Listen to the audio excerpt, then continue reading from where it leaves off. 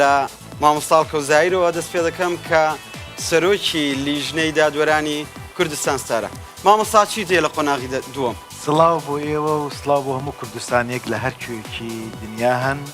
خۆشبەختانە کە لە ماوەیەکی زۆر کوردە کوردستان ستار توانی جێگای خۆی لە هەموو ماڵێک و لایەنێکی کوردستانی جێی خۆی بکاتەوە بە خۆشحاڵیەوە قۆناغی یەکەممان تێپەڕان بە خێراتنی هەموو میوانە بەڕێزانە کەم دەستخۆشی لە گروپی موزیک بە سەرپەرشتی مامۆستای گەورەمان مامۆستا سەید ئەحمەد ڕاوەندزی خۆشحاڵین کە ئەمڕۆ ئەو بەڕێزانە لێرە لەجوودیان هەیە.